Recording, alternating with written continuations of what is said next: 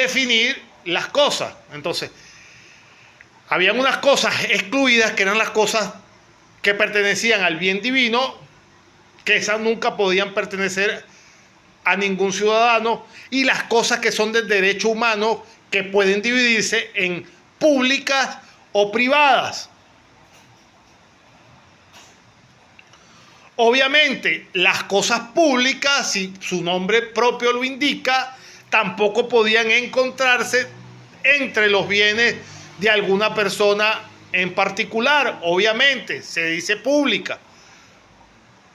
¿Y por qué? Porque su nombre lo indica y porque son consideradas de la colectividad.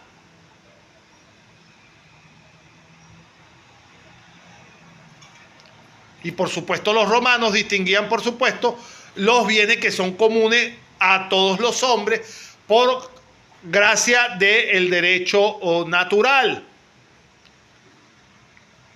Por supuesto, dentro de la teoría, ellos mismos los describían y los enunciaban.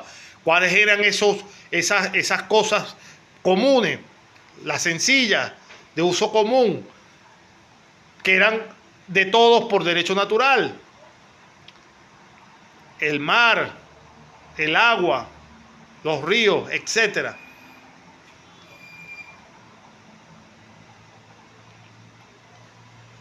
Ahora, cosas públicas, los ríos, los puertos, la playa, el mar, hasta el invierno, el romano lo consideraba como cosa pública. Ahora, son de propiedad privada las riberas de los ríos, si bien su uso es público, para los fines de la navegación solamente. El pretor creó un interdicto sobre la defensa de las riberas, prohibiendo el que se impida dichas obras, porque son bienes de la comunidad y no se daba a ningún habitante. Otros podían ser los estadios, etc.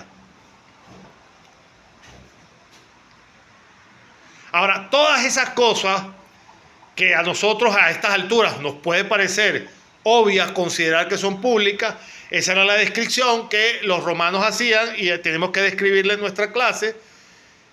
Todas aquellas cosas entonces que no estaban comprendidas en las que hemos enumerado, esas cosas entonces sí podían ingresar a un patrimonio. Y en tal sentido, los bienes privados pueden ser de nadie o estar incorporados jurídicamente o de hecho al patrimonio de alguna persona. Y entonces, definido esto, que pareciese que fuese obvio, pero lamentablemente hay que pasar por este camino para ir hilvanando cómo lo entendieron los romanos y cómo lo describieron. Indicaron también que las cosas podían ser corporales o incorporales. Descripción romana también, eso viene de Roma. Las corporales son las que se pueden tocar, obviamente, y las incorporales son las cosas que no pueden tocarse. ¿Y cuáles son esas cosas que no pueden tocarse? Y he sido muy... me he encadenado y ni siquiera he preguntado. Vamos a preguntar para ver si Mayra me ayuda un poco con la voz. ¿Cuáles son esas cosas que no pueden, que son incorporales? Mayra, ¿me escuchas? Si decimos que las cosas... Sí, profe, lo escucho. Ajá. Si decimos que las cosas corporales son aquellas que podemos tocar, ¿cuáles son las cosas incorporales? De acuerdo a Roma. Serán las que no se pueden percibir, por ejemplo, la herencia, el usufructo y las obligaciones que se contraen, profe. Excelente. Gracias, Mayra. Gracias. Excelente. Como dice nuestra compañera Mayra, excelente. Son las obligaciones contraídas, por supuesto. Obviamente, la herencia no entraría en eso, pero pero lo otro, lo demás sí, el usufructo y las obligaciones. Pero las acciones, o sea, la facultad de reclamar su juicio, los bienes corporales o incorporales ajenos a nuestro patrimonio también son considerados bienes. Entonces, el patrimonio, en consecuencia, va a estar constituido por las siguientes cosas, clasificadas en el orden de privada. Entonces, el patrimonio va a estar constituido por cosas corporales que se perciben de un modo físico, por supuesto, como son los fondos, la casa, el dinero, los ganados, se entiende fácilmente. Va a estar constituida por cosas incorporales y por las acciones por las que reclamemos los que nos corresponden de derecho, pero que no están incorporados a nuestro patrimonio. Repito entonces, el patrimonio en consecuencia va a estar constituido por las cosas corporales, las cosas incorporales y las acciones. Hay además cosas que están de hecho en nuestro patrimonio como las que poseemos de buena fe. Y entonces, aquí es donde el patrimonio revela el conjunto de bienes que una persona tiene en un sentido amplio.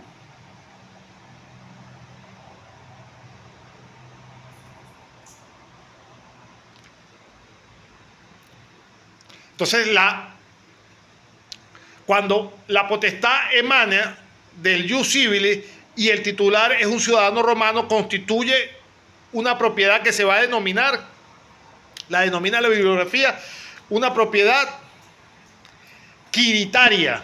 Ese es el nombre que utiliza la bibliografía para denominar a la titularidad de la propiedad cuando esta potestad emane del derecho civil.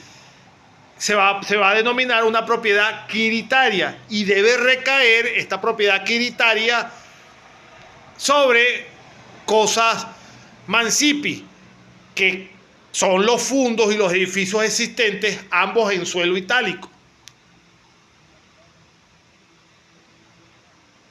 Inclusive, todo este patrimonio, en este patrimonio se incluyen, por supuesto, los esclavos y todos los animales, las mulas, los asnos, los caballos, todo se incluye dentro de esta misma propiedad.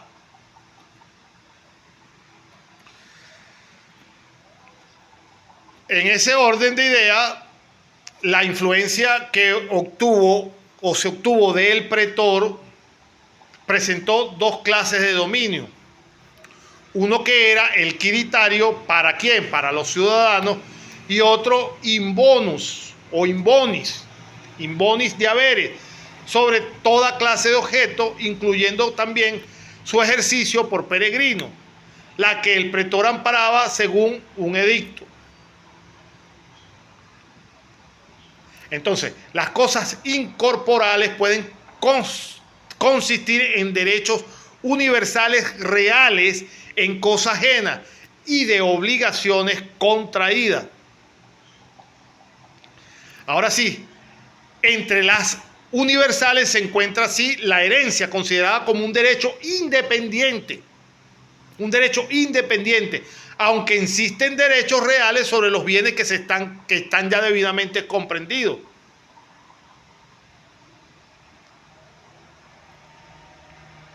Entonces, repito, entre las cosas universales se van a encontrar la herencia considerada como un derecho independiente, aunque existen derechos reales sobre los bienes que están comprendidos en toda la masa hereditaria. El derecho de sucesión en sí, entonces, puede pasar a ser parte de los derechos reales. En cosa ajena también son incorporales, con derechos de usufructo y el derecho de la servidumbre urbana, tales como son alzar paredes, no tapiar las ventanas del vecino, impedir el escurrimiento de las aguas, etc.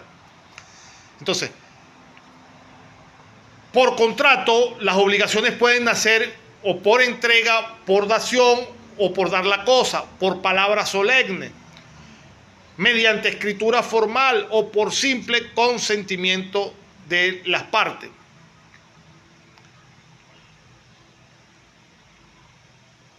Entonces el nacimiento de las obligaciones tienen varias estipulaciones que pueden nacer tanto por contrato o por la dación de la cosa misma o por celebrar la palabra solemne o mediante una escritura formal o por el simple consentimiento de las partes. Así como nacen los contratos, también pueden nacer por delito, las obligaciones. Por delito nacen las obligaciones, ¿como qué cosa? Como el hurto, el daño, la rapiña, etc. Entonces, si una cosa corporal o incorporal se encuentra fuera del patrimonio, mediante las acciones se puede obtener que se reconozca dicho derecho y se incorpore la cosa al haber o se solvente la deuda, ya sea o por contrato o inclusive por la perpetración de algún tipo de delito. Entonces, para concluir, la acción entonces es por tanto una expresión del derecho, aunque no significa estar en el señorío completo de lo que el actor cree que es suyo, ni haber obtenido la satisfacción o la satisfacción de lo que se debe, pudiendo legítimamente exigirse. Dice la norma que es mejor tener la acción que el propio derecho. Entonces las acciones, según el derecho, que amparan pueden ser acciones reales y personales. Según el derecho que ampara, las acciones pueden llegar a ser entonces reales y acciones personales. ¿Qué es una acción real? La acción real va a ser aquella por la que se intenta que una cosa corporal o del actor que le compete por algún derecho, como el de gozar del usufructo o del uso o de una servidumbre. Repito, las acciones según el derecho que amparan pueden ser acciones reales o acciones personales. La acción real va a ser aquella por la que se intenta que una cosa corporal sea del actor en que se comparte por algún derecho, como el de gozar del usufructo o del uso de la servidumbre.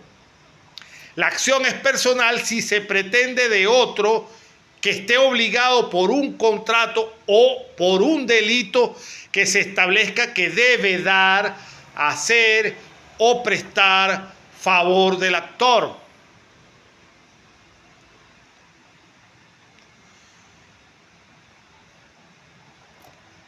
Acción real, acción personal.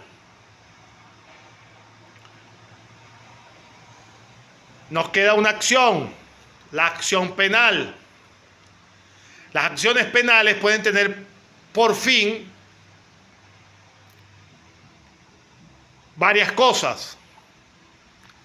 Puede tener un fin de recuperación de la cosa, lo que se conoce como la reivindicación o su valor o la condición, como es su valor, o las acciones repercutorias o la aplicación de la pena misma de acciones penales, que en la época clásica pasaron a ser de índole pecuniaria, casi todas, y por ende gravosas para el patrimonio, como en el caso de los hurtos y la injuria.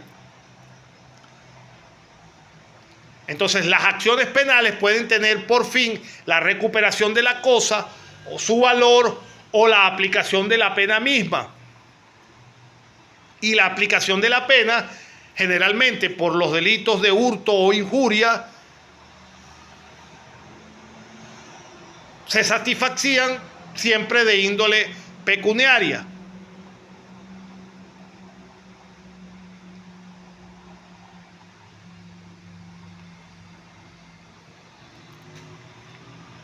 En algunas ocasiones, las acciones penales podían servir también a su vez para exigir conjuntamente tanto el valor de la cosa y la pena al mismo tiempo. De esta manera se exige el doble del valor de la cosa debida, como acontece en lo que se conoce como la actio judicati o en la dispensa, en la acción del daño de la ley Aquilia y en la de los legados por damnationem. Volvemos arriba.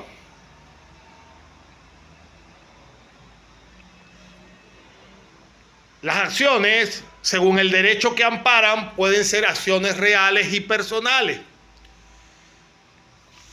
También existen las acciones penales, que pueden tener por fin tanto la recuperación de la cosa o su valor.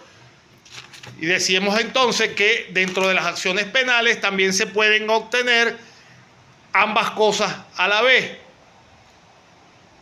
En ese sentido, las cosas que se encuentren dentro del patrimonio,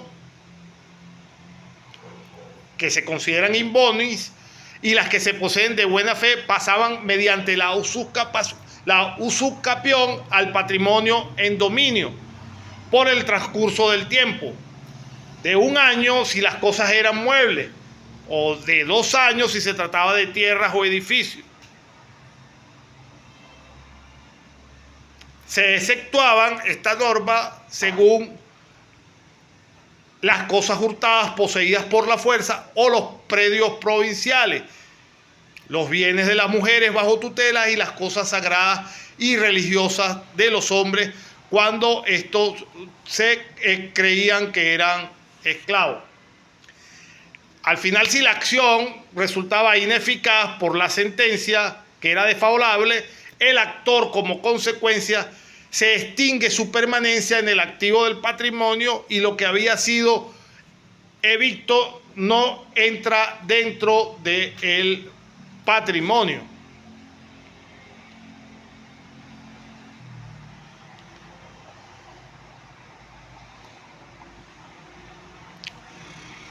Ahora bien, la noción de la cosa no iba a quedar limitada solo a la esfera patrimonial. Con esto concluimos. La noción de la cosa no iba a quedar limitada tan solo a la esfera patrimonial. Es más amplia su alcance. La juridicidad va a ser diferente en el campo económico. Hay cosas jurídicas carentes de interés patrimonial, como qué cosa, como el honor, el nombre, el domicilio, la libertad y todos los derechos de la personalidad. Entonces, dentro de la valoración del patrimonio, iba a ser un concepto aceptado y practicado por los romanos tanto en el orden público como en el orden privado. Y se tenía como norma estipulado que aproximadamente en un periodo de cada 5 años se efectuaba una ceremonia, los censores la efectuaban para establecer el haber real de cada ciudadano, con el objeto, por supuesto, principalmente de las cargas tributarias, y la clasificaban en tribules, con bienes suficientes para concurrir con armas propias o de guerra, si así fuese necesario, que no costeaban sus armas, pero pagaban ciertos impuestos. La ley de las 12 tablas estipula también para esto, aparece también una clara distinción de los ciudadanos basados en ¿qué? En el valor de los bienes que poseían. Y en cuanto a qué, en cuanto a la organización práctica que posteriormente se disponía en cuanto al censo, que era parte del establecimiento de dicha presentación y dicha estructuración. De manera tal entonces, ¿en qué consistía en la esfera patrimonial la constitución del nombre mismo y el honor y la libertad y los derechos patrimoniales como tal?